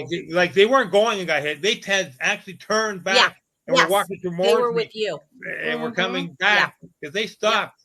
I was really surprised when they stopped, and I stood there and waited for them. Right. Oh my gosh. Right. And as they got close, and they absorbed the shock for me, both of them did. But like I said, I got just as much as the other guy, but the guy in front, he took the full brunt of it. Yeah. Right. And wow. Like the first thing that when I came out of the clearing, the first thing I looked towards the path and I seen them coming down. Oh my gosh. To me, they look like beacons of I'm saved, That's that's what I thought. Right? Oh, wow. God, even though they're so far away, to me they were beacons of you weren't there by yourself. I'm gonna be saved, because I knew I was in trouble. Right? Big time. God. Okay. I overextended my luck there. And I was in big trouble. Wow. Right. Oh, that's just incredible. Did they look like just regular guys after when you got up just close? like regular guys. A bit taller than I was. Yeah. Right. They were like pretty good build, but like solid and about 6'1", 6'2", right? They were both taller than I was, right? Oh my gosh. But they were in good shape and all that, and that. Wow. And that like not muscular, but they were like, like have decent shape in that. And that, wow. So I did notice that, and that. Yeah. Let's see. Standing Stone. Is that what so Scarborough saw these two guardian angels? Can you bring that one up, Chris? After a traumatic event. Yes, when he saw cryptid. Yep, that's when you saw them, right? Yes. You were thinking that he was going to come after you. When I backed up out of the clearing, when I was shaking my bike when I knew the growlman, the dogman was growling at me, and snarling and that, and showing his teeth, and all that. Opened his mouth and was showing me his teeth and snarling, and I bought time to when I picked up my bike. He wasn't sure. Like I said, he wasn't a full adult. He didn't have the confidence to proceed with an attack. He wasn't sure if he could take me. You know what I mean? Like, like full on. He knew he might get hurt too or something. You know? But he wasn't sure how injured I was. He knew I wasn't 100%. You know what I mean? Wow. Even though I was a big guy, muscular and that. Yeah. He knew. He was trying to figure out an advantage in that, right? Too, on me at the time, you know? Wow. So now, when Kelly I backed Joe up, did not know the story. He Pardon just me? asked the question. Yeah. Kelly Joe did not know the Oh my story. gosh. He just asked the question. She's just, Yeah. that's amazing. Yeah. She's so talented. And like I said, as soon as I backed up into the clearing, the first thing I did, I turned and looked right at the pathway because I had to make it to the pathway. I see them coming down. I said, "Wow, look at those guys!" You know, to me, it's like, you know, it was like a beacon of like, you know, saviors. Like, and I don't have the word. I'm like, you know, they weren't flashing or it wasn't a big aura or anything like that. But just to me, just them, they almost looked like two together. You know, not just separate, but together. They were like, it seemed like a ball together. Coming towards me. Yeah. Wow. It seemed weird. Yeah, it did. That's it was really weird. I never ever said, you know, it did. They weren't glowing or energy, but they did seem melded together at first, and then they separated, you know? Oh my God. Like they were coming towards me, you know, from further down. Yeah. And I said, wow, who are those people? Right. And you know, and I seen them getting closer and closer, right? And you know, it took me a little while, like I said, slowly getting, you know, I had to keep an eye out slowly to get just to the pathway, make sure I'm not ambushed from behind, you know, because I remember I left that creature flanked, you know, in the bushes behind me. I'm still worried about him. When I got hit with that infrasound, like I said, I was facing to the west, right? Right. Okay. The creature was right behind me. The pathway was to the north, right? And the lake is to the south, right? Okay. So when I was facing to the west, because I had to turn and I was going to turn my bike, right? And start heading that way is when I got hit with the infrasound. I had just turned, right? Well, I seen them first, right? As I came out, I remember I backed up out of the woods, right? Even in the little part, I backed up out of the woods. So when I backed up, the first thing I seen was the pathway, right? And seen them coming down, but they seemed like like they were melded together at first, and then they separated when I got a better look, right? I wasn't sure what I was seeing at first. And then I seen them as two separate entities with their bikes. But when I first glanced, I only took a quick glance because I had to keep an eye out, make sure I don't get ambushed left, right. You know, I didn't know if there was I was thinking there's a second one and I'm going to get ambushed. Right? I know there's a second one because I felt the intensity of the eyes, but I just didn't know where it was. Because even when I was going into the bushes there on the course and seeing the dogman, I could still feel the intensity of the eyes on me whenever I exited out of the difficult section. Right? Same with the easy section. I felt eyes on me coming from the cliff, right? And so they did. The second infrasound wolf howl came from above, from the cliff. They had moved down down towards where the wall was, right? So it did. I was right. There was a second creature. Yeah. Which probably the second creature was the one that did the infrasound. Right? Well, the first one was still in the bushes there. I never did see him come out of the bushes as a physical creature. And I don't know if that was him. If he could have done that, he would have done that already, you know, a cloak or whatever it was, you know. Or I wasn't sure. Like I said, the sound emanated about 10 feet away from me, facing west as I was turning around, getting ready to head up when I got hit. You know, I don't know if someone projected that sound from a distance and then it just started right there, you know, or they were actually in front of me. Yeah. Like I said, I couldn't see anything, but I said, Right. I did sense something when, that's where the energy started and came at me about 10 feet away. Yeah. So, Wow. so I'm still trying to figure that part out. If it was emanated from above or from somewhere else, because it did. It came like in a direct path as I was facing west. It hit me straight on. It didn't hit me on the side or behind. It hit me directly, face first, facing west. I was facing due west, and that's when it hit me. Yeah, Crazy Witch. Yeah. If you see one cryptid, there's probably another one easy. Yeah, probably several more. I've learned through the years of research that there's always a second one. Yeah, yeah. Have you seen them? Have you experienced? Have you seen a dog man since then? I've seen a couple times after that. Okay.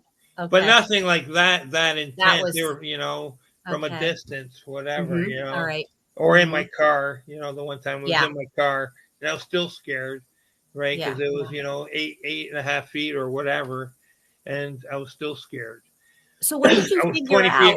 I was on the side of a highway. Okay. Right, and I was scared inside my car, my Lincoln. Yeah. Continental or whatever it was, town car. I was still scared. I didn't have enough. I needed a tank. Right. Well, especially with what that first. Go ahead. That first experience. When did you realize that it was a dog man that you saw, that you experienced those few days? When did you? How'd you find that out? I always thought it was a wolf man, some kind of wolf man, werewolf or something, But I always wondered, if it was some kind of, government, scientific project or whatever, It was just, it seemed like someone let this thing out or something. Like I said, when I was making those wounded noises, right? Wounded animal noises, which I didn't realize I was even doing that. That, I didn't expect anything. There was no dogs. There was no, it was just a little parquet. I didn't expect anything to be there, right? Wow. When I seen that thing come running down from down the beachhead, from the vantage point I was at, I could see part of the beachhead where it came running down the beachhead, at full speed, at its speed there, till it hit the parkland, right? So it had to be coming from somewhere, because later I went and checked, that day, the first day when I was there, I had walked right up to the lake, and looked both ways to see, the shoreline, and it just seemed like there was nothing, there was absolutely, it seemed like there was nothing down the beach for about a mile or so. Wow. I didn't walk it, because there was rocks and all that, it probably could have been a little something tucked in here or there. I don't know. But I was just curious where it came from after, because there was really nothing. There was no other things at that time. Wow. I did take a look, but no, I tried to figure that out. How it just, how just be walking like that? Remember, it's got a wolf head. Someone's going to see, you can't just. Right. It's daytime, 3 in the afternoon, 4 o'clock. So broad daylight. Wow. Running around like that, someone's going to pick you up. Yeah. Notice that you're not normal. Right. Have there been any in that area other sightings, or like people going missing or anything like that since? I'm not sure about that area. I'm still trying to find that out. All right. Yeah. It's hard to get information. Yeah. On that area. Yeah. On any of the stuff in where we live. And even if it is, they'll have other excuses, or it's there's, like I said, there's some indigenous native history in that area that we were talking that Grizzly's guests were talking about on the last show, right? So right from Mississauga, west of Mississauga. Okay. You're right. It is. Yeah. There's I think the reservations further up the road from where where I had my encounter. So that's what I was thinking about that too. Is that is there a connection to there? But unless you're, part of that tribe, you're not going to get any information. Yeah. So Yeah. you have to be a member, Yeah. good standing in that, and talk to the medicine men and get that info. If you're an outsider, it's really hard to get any info in that area. Yeah. Like, a lot of that, and too, a lot of the history in that area has been converted to, either Protestant or Catholic, and that Christian and all that, and the Native history has pretty well been almost eliminated. Slowly they're trying to bring back some of that history. You have to check your libraries and stuff in that heritage centers, all that kind of place. But like I said, with the past couple of years, with the pandemic too, it's hopefully when things open up again, people will meet and talk. You're pretty well isolated in your own little zones here. Yes, trying to find things out slowly and get things done. Yep. Being on shows helps because more people can see you and hear you talk about it. And again, we wanted to thank you, and I want to thank you because it is very brave because I can't even imagine the amount of people that you're going to be helping, that have something. Oh, right. Like and that I have to run, ladies and gentlemen. I'm already late to another show. Yeah, Thank you, Scarborough. Thank you so Thank much. you very much. Thank you. Y'all take care. We'll talk again. Right. Bye, everybody. Bye-bye. Thanks. Bye.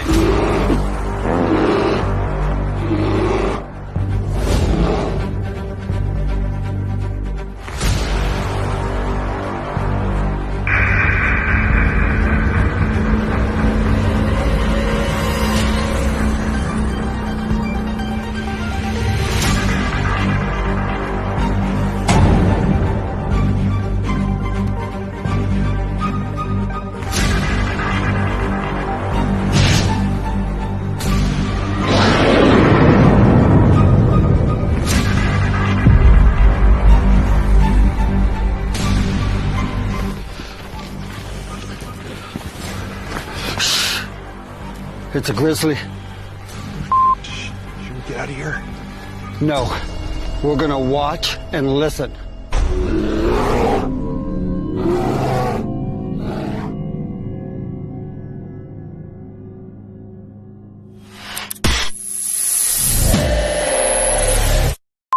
Action.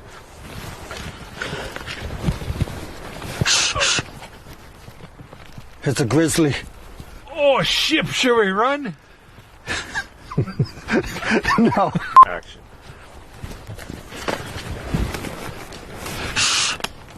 It's a grizzly. Oh, should we run? Okay.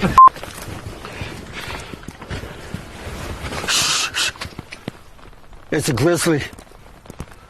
Are you sure it's not a chipmunk? Action.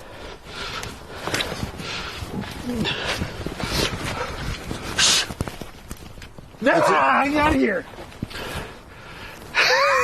Action.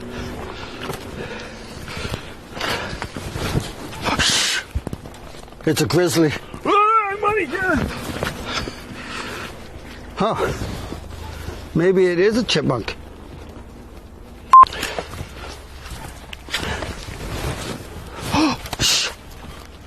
It's a grizzly. Are we gonna die? I don't know. We're just going to sit here and listen and watch.